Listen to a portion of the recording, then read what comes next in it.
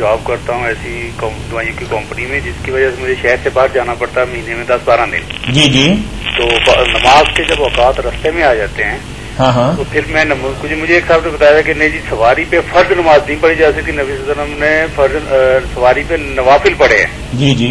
तो आया फर्ज नमाज, एक सवाल का हिस्सा तो ये बना कि आया फर्ज नमाज सवारी पे पढ़ी जा सकती है, और अगर नमाज का टाइम हो गया वुजू नहीं है तो मैं गाड़ी में बैठे बैठे तयम्मुम करके पढ़ सकता हूँ? ये 2 सवाल हो गए। बहुत अच्छे सवाल है मेरे भाई, बाकी इनका दोबारा दोहरा देना ये तयम्मुम का तरीका भी। ये मैं बता देता हूँ, वाकई आपने बहुत जरूरत की बात पूछी है। एक तो जो लोग कहते हैं ना कि सवारी पर फर्ज नहीं पड़ने चाहिए, उनकी बात नहीं दुरुस्त। वो सवारियां और थी, आदमी की अपनी सवारी घोड़ा या ऊंट होता था, जहां जी चाहे रोक लेता था, पढ़ लेता था उतर कर, उस वक्त वही बात थी। जब ये ट्रेन ईजाद हुई या जहाज वगैरह, तो रमां ने फिर यही सोचा कि अभी वो जानवरों की नहीं बात सोचनी चाहिए, कश्ती को देखना चाहिए। जैसे कश्ती में इजाजत है पढ़ लेने की, ये उससे मिलती जुलती चीज है, इसलिए आप सवारी पर ही बिना झिझक नमाज पढ़ लिया करें। दूसरी बात रह गई तयम्मुम की, तो अगर पानी नहीं मिलता या उतरना जो है वो मुश्किल है, तो आप वहां कोई पाक साफ मट्टी नजर आती है लगी हुई गाड़ी में कहीं, तो उस पर हाथ मारकर अगर मुंह पर फेर ले हाथों पर, तो तयम्मुम कर रहे हैं। और अगर तयम्मुम का भी मौका नहीं, सोने की बात यह है कि अगर पानी भी नहीं किसी मौका पर मिलता, पाक मट्टी भी नहीं मिलती, तो नमाज नहीं वक्त से लेट करनी, कज़ा नहीं करनी, कज़ा दीन में कोई नहीं है। आप बिना कुछ किए ही ना अल्लाह अकबर कर दें, बस पढ़। इसको कहते हैं फातिदत तहूर है, ऐसा आदमी जिसको दोनों ही पाक चीजें मट्टी और पानी दोनों ही मैसर है, ये बिन कुछ किए पढ़े नमाज नहीं छोड़ सकता। अब हुजूर तयम्मुम का तरीका क्या कि पाक मट्टी पर अपने बिस्मिल्लाह कहकर दोनों हाथ रखें, अगर ज्यादा मट्टी है तो उसको फूंक मारकर जरा थोड़ी कर लें, ये मुंह पर फेरे हाथ, और मुंह पर फेरने के बाद ये हथेलियां जो ना कोनियों तक नहीं जाना, हथेलियां वही हाथ जब दाया है वो बाएं पर, बायां दाएं के नीचे, एक तरफ तो मिट्टी लगी ना, दूसरी तरफ ये फेर देना, बस तयम्मुम इतना ही मुंह पर फेर लिया और ये हथेलियों के नीचे फेर। एक और बात ये पूछी, अगर इत्तेफाक से इस वक्त आप के यहाँ केबल चल रही होती तो कल हम ये प्रोग्राम आपको दिखाते, तो आप पूरी तस्वीर मौलाना की देखते कि किस तरीके से तयम्मुम किया जाता है और हाथ किस तरीके से दूसरे हाथ के साथ साफ। ये आप जरूर उनको फोन करें दूसरे साथियों से। मालूम ये करना है, जैसे मैं सफर शुरू किया जी, जोहर का टाइम हो गया, अव्वल टाइम ये 1 बजे के करीब है जी, मैं पहुंचूंगा को असर के करीब या बाद में, तो आया मैं दोनों नमाजें रास्ते में पढ़ लूँ या घर जाके पढ़ूँ? नहीं, इसी वक्त पढ़ लेनी चाहिए जब आप चलने लगे ना, जोर का हो गया वक्त, उसी वक्त दोनों पढ़ लूँ मैं, दोनों उस वक्त पढ़ लें। और अगर पहले से चल रहे हैं तो फिर लेट कर दें, फिर असर के वक्त दोनों इकट्ठी कर लें। सही है, ठीक है, चलो ये जमा करना भी सुनना। बिल्कुल ठीक है, शुक्रिया। वालेकुम सलाम। अस्सलाम वालेकुम। अस्सलाम जी भाई, कहाँ से बात कर रहे हैं? सर हम मुल्तान से बात कर रहे हैं जी। माशाअल्लाह माशाअल्लाह। हाँ जी, ये सवाल एक पूछना था जी, पूछिए। हाँ जी, ये था कि हजरत अमीर हमजा रज़ी अल्लाह तआला अन्हु के लिए था जी जी, कि लोग कहते हैं मैं उनको रज़ी अल्लाह तआला अन्हु नहीं कहना चाहिए, जो उनको कहेगा वो और इनके उसके बाद ना ऐसी बातें करते हैं, इसके बारे में पूछना था। वजह क्या ना कहने की? हजरत हमजा रज़ी को रज़ी अल्लाह अन्हु क्यों नहीं कहना? हाँ, हम तो कहते हैं कि रज़ी अल्लाह तआला कहना है, लेकिन आप ये मौलवी इसहाक साहब है, इन्होंने की थी बात। इसहाक कौन? मौलाना इसहाक साहब, ये फैसलाबाद वाले। अच्छा, उन्होंने क्या कहा?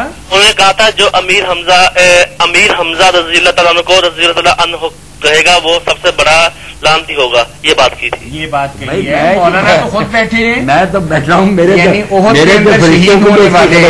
जी हाँ जी हाँ जी, जो आपने कही है बात, मेरे तो फरिश्तों को भी इसकी खबर। हाँ जी, मैं आपको थोड़ा सा ना बताता हूँ आपको, ये जो चक नंबर है ना 118 जी 60 है जी।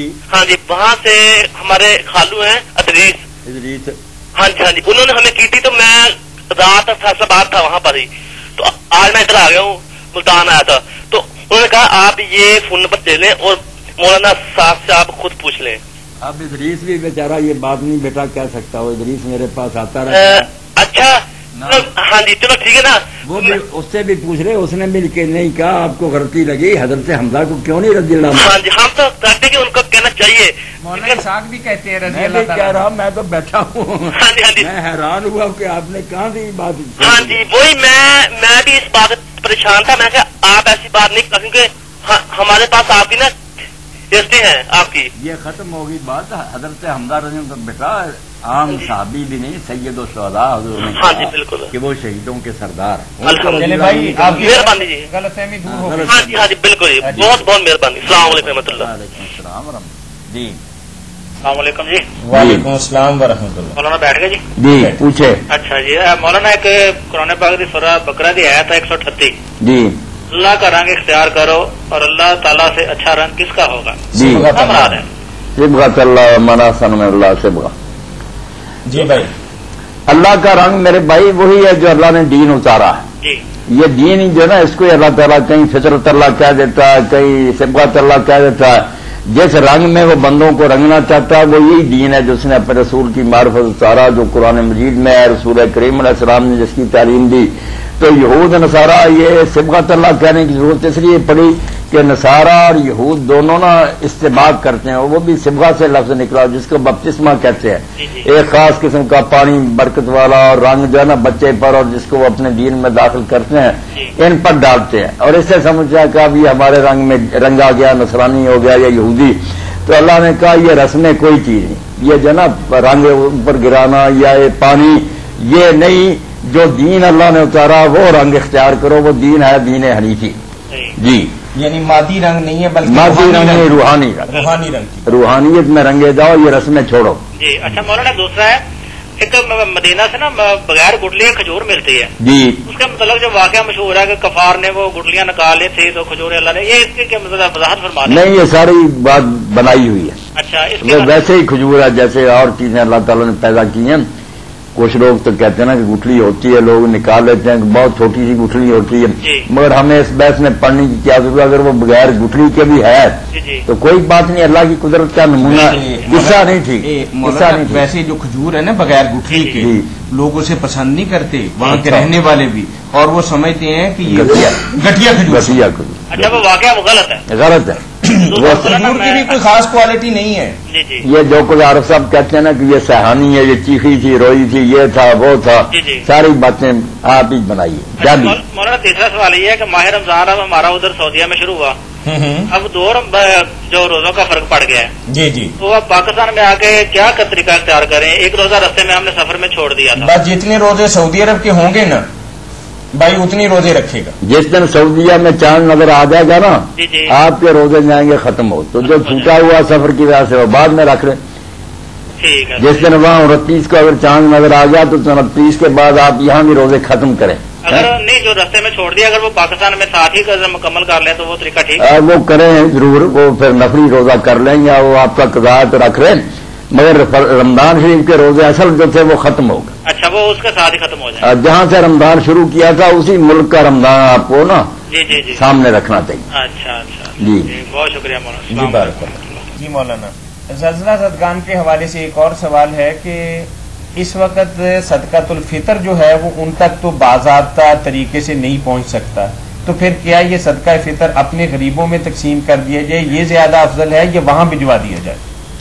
अगर तो अच्छे तरीका से वहां तक पहुंच सकता काबिल एतमाद जरिया से तो पहुंचाना चाहिए, मुसीबत आई हुई है, मगर इसमें यह भी नहीं होना चाहिए ना कि यहाँ के गरीब बिल्कुल ही नजरअंदाज हो जाए। कोई हो सकता है कि ज़लज़ला तो नहीं है मगर यहाँ कोई इतना बेचारा तंग है कि वो ईद भी नहीं खुशी से मना सकता, तो आप सिर्फ ये कि बाकी सारे रोक कर लें कि ज़लज़ला तो यहाँ जो लोग हैं बेचारे वो तो मुंह देखते रह जाएंगे कि यार इन्होंने कमाल की, हम कैसे ईद मना।